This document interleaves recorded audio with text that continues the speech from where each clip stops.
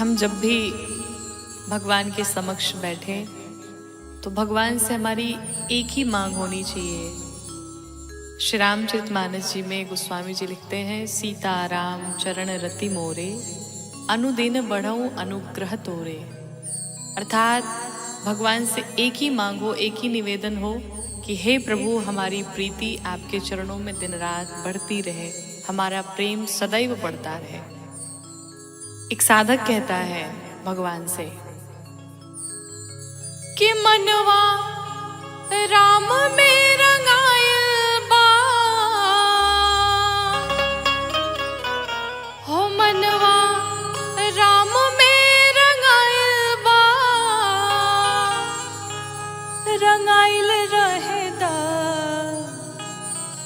हो दुनिया माया में भुलाइल बा, भुलाइल रहेदा दुनिया माया में भुलाइल बा, भुलाइल रहेदा दुनिया माया में भुलाइल बा, भुलाइल रहेदा।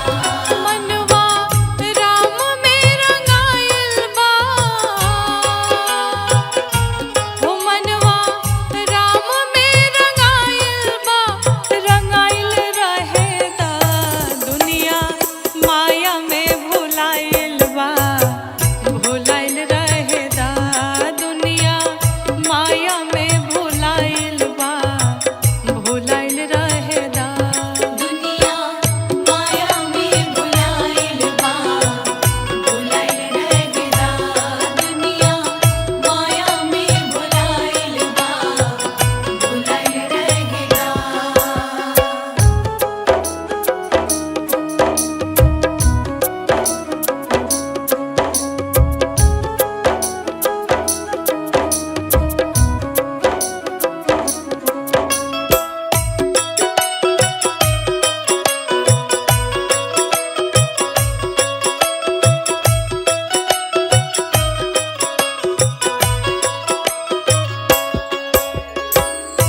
जे जे पराले ही माया के फेर में, बीत गईल जिंदगी सगरो एही अनेर में, बीत गईल जिंदगी सगरो एही अनेर में, बीत गईल जिंदगी सगरो एही अनेर में। जे जे पराले ही माया के फेर में, बीत गईल जिंदगी सगरो एही अनेर में। कि रूपवा दिल में समाइल बा, हो रूपवा दिल में समाइल बा, समाइल रहेदा दुनिया माया में भुलाइल बा, भुलाइल रहेदा दुनिया माया में भुलाइल बा, भुलाइल रहेदा दुनिया माया में भुलाइल बा, भुलाइल रहेदा दुनिया माया में भुलाइल बा, भुलाइल रहेदा।